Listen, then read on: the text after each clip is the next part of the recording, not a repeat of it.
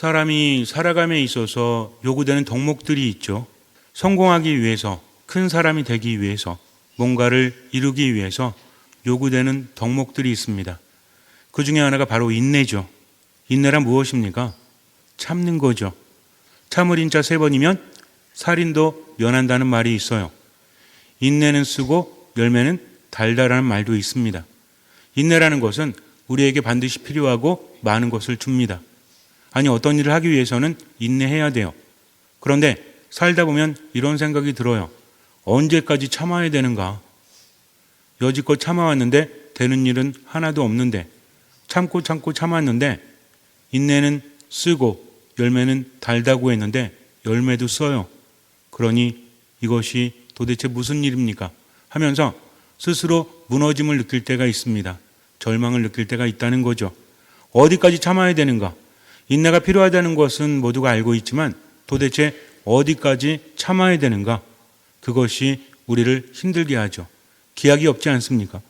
인간을 힘들게 하는 것 중에 하나가 뭐냐면 모른다는 거예요. 어디까지 그래야 되지? 만약에 안다면 참을 수 있습니다.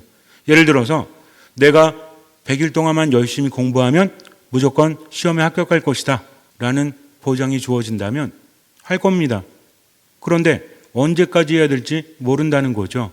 1년 내내 열심히 공부한다고 해서 시험에 합격할 보장이 없잖아요. 그러니 힘이 나지 않아요. 열심히 하긴 하는데 도대체 어디까지 열심히인가 라는 생각이 듭니다. 우리는 믿음을 가지고 하느님께 청하죠. 제가 열심히 할 테니 하느님 이끌어 주십시오. 거저 주기를 바라진 않습니다. 그러나 하느님 당신이 계시다면 열심히 한 만큼은 거둬야 되지 않습니까? 그런데 현실은 어떻습니까?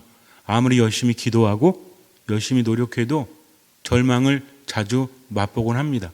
도대체 무엇이 문제일까요? 인내라는 것은 그저 참는 것일까요? 인내라는 것은 무엇입니까? 이것을 우리가 알아야 됩니다. 인내라는 것은 그저 참는 게 아니죠. 로마서 5장 3절 5절에서 우리에게 이렇게 이야기합니다. 우리는 환난도 자랑으로 여깁니다. 우리가 알고 있듯이 환난은 인내를 자아내고 인내는 수양을, 수양은 희망을 자아냅니다. 그리고 희망은 우리를 부끄럽게 하지 않습니다. 우리가 받은 성령을 통하여 하나님의 사랑이 우리 마음에 부어졌기 때문입니다. 라고 말하고 있어요. 환난조차도 자랑거리로 여긴다는 거죠. 환난은 그냥 고통이 아니죠. 정말 죽을 만큼 힘든 것이 바로 환난입니다. 그런데 이것을 자랑으로 여긴다는 거예요. 왜냐하면 환난은 무엇을 자아내고 인내를 자아내고 인내는 무엇을 자아내고 수양을 자아내고 수양은 희망을 자아내기 때문이죠. 이게 중요하다는 겁니다. 인내라는 것은 그저 참는 것이 아니라 어떤 환난이 있을 때 인내합니다. 그 인내가 무엇으로 이어져야 돼요? 인내가 무엇을 자아내야 하죠? 자아낸다는 것은 무엇입니까? 인내를 통해서 무엇을 낳는다는 거죠. 인내를 통해서 어떤 열매를 맺는다는 겁니다. 우리는 인내를 통해서 어떤 열매를 맺고 있어요? 내가 그동안 인내했는데 이게 뭐야? 하면서 불평이 열매로 맺어진다면 그것은 인내가 아니라 그냥 참는 거죠. 하느님께서 요구하시는 인내는 무엇으로 이어져야 됩니까? 인내는 수양을 자아낸다. 수양은 무엇입니까? 갈고 닦는 것이죠. 아이들이 공부를 할 때 주구장창 앉아가지고 공부만 한다고 그것이 수양이 됩니까? 공부하는 이유는 뭐죠? 공부할 때 문제를 풀고 문제가 틀리면 오히려 기뻐해야 됩니다. 왜요? 우리가 문제라는 것은 시험과 연결지어서 부담스럽다고 여기지만 문제를 푼다는 것은 무슨 의미죠? 내가 뭐를 알고 있는지, 뭐를 모르고 있는지. 그래서 문제를 틀렸을 때는 마음은 아프지만 기뻐해야 됩니다. 왜? 내가 이걸 모르고 있구나. 그럼 어떻게 해야 되겠다? 이것을 통해서 뭔가를 배워야 되겠다. 단순히 답을 외우는 것이 아니라 이 원리가 무엇인지 알면서 하나하나 배워가는 재미. 그러면서 하루하루가 쌓여갈 때 실력이 되는 겁니다. 운동도 마찬가지잖아요. 악기 연주도 마찬가지 아닙니까? 사람이 살아가는 것도 마찬가지죠. 여태까지 10년을 참아왔는데 변한 게 아무것도 없어. 만약에 정말 인내를 했다면 배운 것이 있죠. 아, 이렇구나. 세상이란 게 이렇구나. 사람이라는 것이 이렇구나. 내가 이것을 잘못했기 때문에 이런 문제가 생겼구나 하면서 그것을 바꾸어 갑니다. 그런 변화 속에서 우리 많은 것들을 배우고 많은 것을 느끼죠. 세상이 변하는 것도 중요하지만 누가 변해야 됩니까? 내가 변해야 한다는 거죠.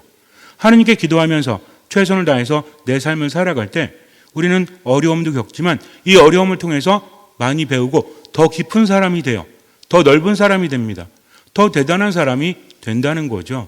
이렇게 인내라는 것은 무엇과 연결이 되어야 한다? 배움과 연결이 되어야 한다. 깨달음과 연결이 되어야 한다는 거죠. 그런데 내가 몇 년을 참았는데 하면서 하나님을 원망하고 불평하지만 자기 자신은 아무것도 변한 게 없다. 이것은 무엇을 한 것이 아니죠. 인내를 한 것이 아니라는 겁니다. 분명히 알아야 됩니다. 그래서 인내는 무엇과 연결이 되어야 한다? 수양, 배움과 연결이 되어야 한다는 거죠.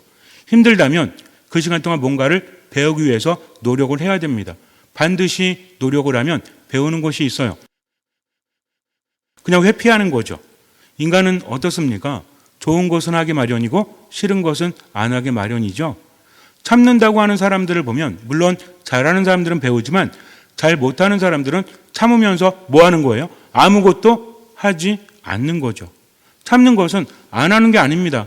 참는다는 것은 내가 뭘 잘못했는가? 일이 왜 잘못됐지 하면서 그 안에서 배움으로 이어져야 한다는 겁니다. 이걸 깨닫지 못하면 절대로 인내가 아니라는 거죠. 그냥 참고 안 하는 것과 인내는 다르다. 어떤 차이가 있다? 인내를 통해서 우리는 뭔가를 배워야 한다는 겁니다. 끊임없이 기도하면서 끊임없이 노력해야 한다는 거죠. 그렇다면 그것을 통해서 많이 깨닫게 됩니다. 세상이 다르게 보일 수밖에 없어요. 그런 수양은 무엇으로 이어지죠? 희망으로 이어진다는 겁니다. 즉 인내를 통해서 뭔가를 배우면 내가 변하게 되기 때문에, 그리고 변화라는 것은 새로워졌기 때문에 예수님께서 뭐라고 하시죠? 새 술은 새 부대에 담아야 한다. 나는 변하지 않으려고 하면서 하느님께 은총만 청한다면 그것은 안 됩니다. 믿음이라는 것은 하느님께 뭔가를 청하는 것도 중요하지만 그분의 말씀을 듣고 노력하는 것도 중요해요. 믿음은 무엇이다? 하느님과의 만남이고 하느님께서 이끌어 주시고 우리는 그분을 따라가는 거다. 내가 뭔가를 청할 때 하느님께서는 청하기도 전에 이미 알고 계십니다. 그분께 맡겼다면 나는 어떻게 해야 돼요? 내가 원하는 것을 말씀드리는 것도 좋지만 하느님 말씀하십시오. 당신 뜻대로 제가 하겠습니다. 그저 고통을 멀리하는 것이 아니라 제가 당하는 고통 안에서 뭔가를 배우겠습니다 하면 그 고통은 웬만하면 반복되지 않는다는 거죠. 10년 동안 참았는데 아무것도 변하지 않았다? 이것은 인내가 아님을 우린 분명히 알아야 돼요. 그런 수양을 통해서 희망이 생깁니다. 인간은 희망이 생기면 나아가게 되어 있죠. 이런 실험을 했습니다. 쥐 2마리를 어떤 통 속에 넣었어요. 통에 물을 채웠습니다. 쥐가 거의 잠길만 한 정도, 하지만 잠기지 않을 정도, 숨을 쉴 수 있을 정도, 그렇게 놓고 한 통은 뚜껑을 닫았어요. 한 통은 뚜껑을 닫지 않았습니다. 뚜껑을 닫은 통 속에 있는 쥐는 3분 정도 되었을 때 죽었어요. 그런데 뚜껑을 닫지 않은 통에 있는 쥐는 밖에 빛이 들어오고 또 음식 냄새를 풍겨주었다고 합니다. 그랬더니 36시간을 살아 있었다라고 그래요. 3분 대 36시간, 비율로 계산하면 어느 정도 되죠? 집에 가서 해보세요. 엄청난 겁니다. 무슨 얘기입니까? 밖을 볼 수 있었던 쥐는 희망을 가졌다는 거죠. 그러나 밖을 볼 수 없었던 쥐는 절망 속에서 금세 죽어갔다는 이야기입니다. 이렇게 희망은 인간에게도 영향을 미칩니다. 꼭 실험하지 않아도 우리 살면서 느끼잖아요. 뭐가 뒤따른다? 보상이 뒤따른다. 그것이 있다라고만 하죠. 어떤 일을 할 때 힘든 일을 합니다. 그냥 힘든 일을 하면 스트레스 받죠. 그러나 그것이 어떤 보상을 우리에게 준다라고 하면 어때요? 밥을 굶어요. 먹을 것이 없어서 밥을 굶습니다. 그러면 스트레스 받죠. 근데 살 빼려고 밥을 굶어가지고 배고파 죽겠는데 저울에 올라갔더니 2kg가 빠졌어. 그럼 기분이 좋아요, 안 좋아요? 기분이 좋죠. 먹을 것이 없을 때와 내가 일부러 뺄 때는 다르다는 겁니다. 실제로 체중이 줄어든 거는 별반 차이가 없어요. 하지만 마음이 다르다는 거죠. 이것이 인간의 삶이라는 것을 우리는 알아야 돼요. 무작정 참고 안 하고 있는 것은 아닌가? 다시 한번 생각해 봐야 합니다. 인내라는 것은 무작정 참고 안 하는 것이 아니라 무엇과 이어져야 된다? 수양, 배움과 이어져야 한다는 겁니다. 이것은 인간을 바꿔놓기 때문이죠. 이제는 문제가 남았어요. 그렇다면 내가 지금 하고 있는 것에 대한 보장이 어디 있는가? 아이였을 때는 부모님이나 선생님이 보상을 약속하죠.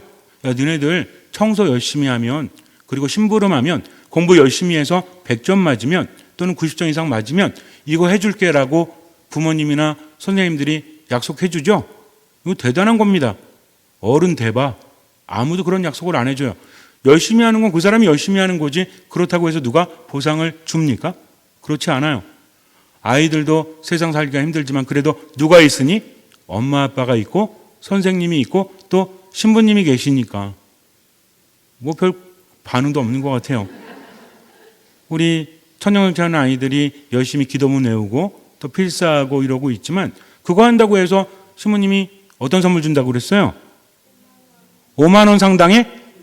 대단한 거죠. 어른들이 외워가지고 저한테 와서 신부님 제가 다 외웠거든요. 5만 원 주세요. 그럼 제가 뭐라고 그럴 것 같아요? 누구세요? 라고 말할지 몰라요. 그렇게 한다고 해서 무조건 주어지는 것은 아닙니다. 그러니까 여러분들이 힘들어도 여러분들이 지금 하고 있는 건 뭐야? 기도문 외우고 필사하고 있는 건 뭐죠? 인내예요. 인내를 통해서 어떻게 해야 됩니까? 뭔가를 배워야 하죠. 그럼 무엇이 주어집니까? 보상. 5만 원이 아니고 돈으로 주진 않습니다. 뭐가 주어진다는 거야? 보상이 주어진다는 거죠. 이것이 얼마나 행복한지 몰라요.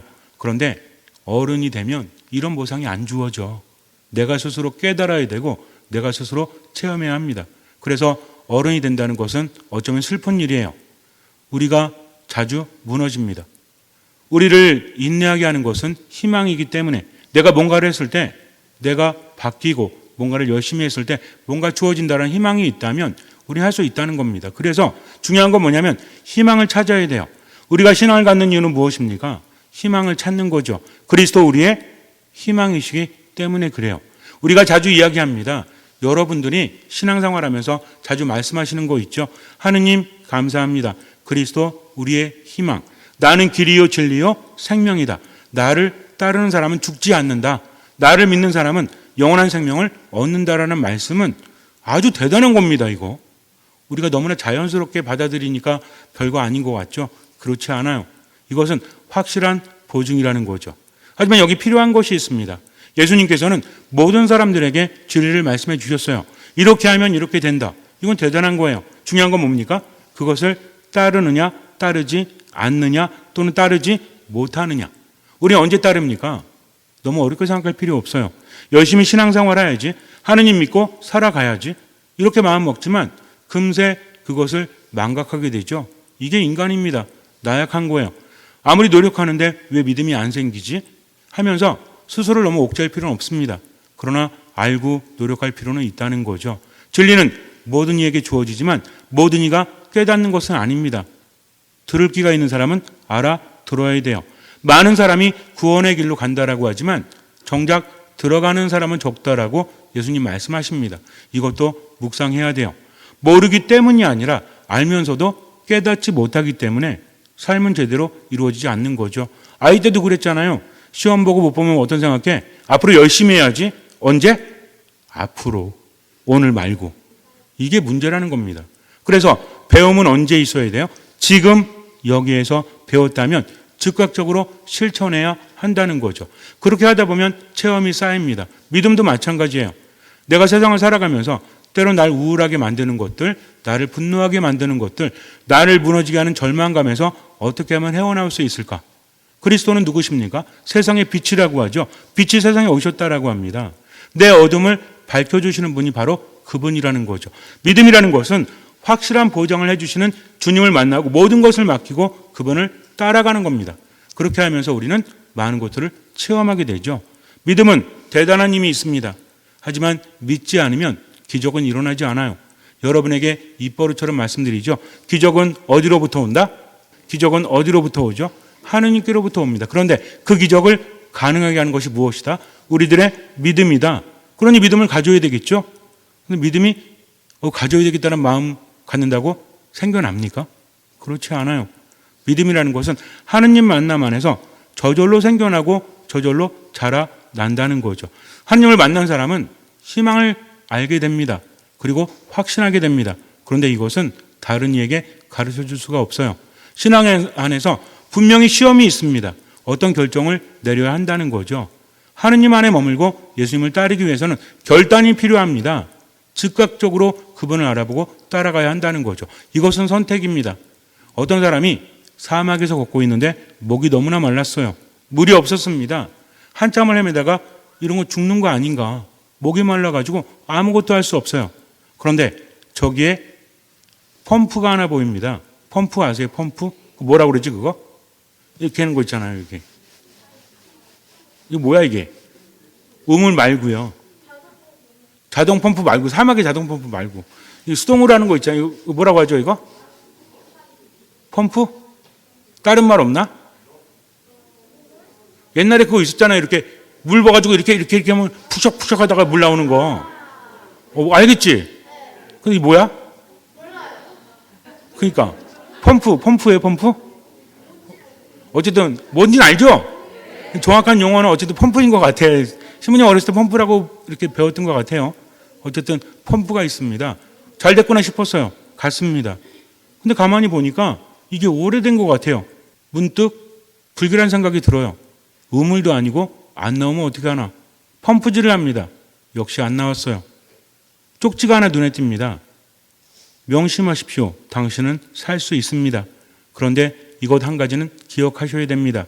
이곳은 지나가는 사람이 매우 적어서 1년에 한두 명 지나갑니다. 펌프가 있지만 마중물을 붓지 않으면 물이 나오지 않습니다. 하지만 걱정하지 마십시오.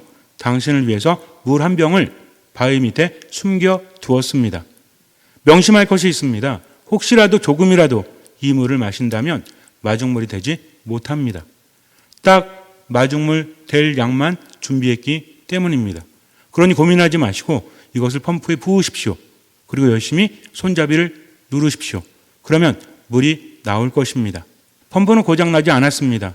비록 오래된 것처럼 보여도 절대 고장나지 않았으니 저를 믿으십시오.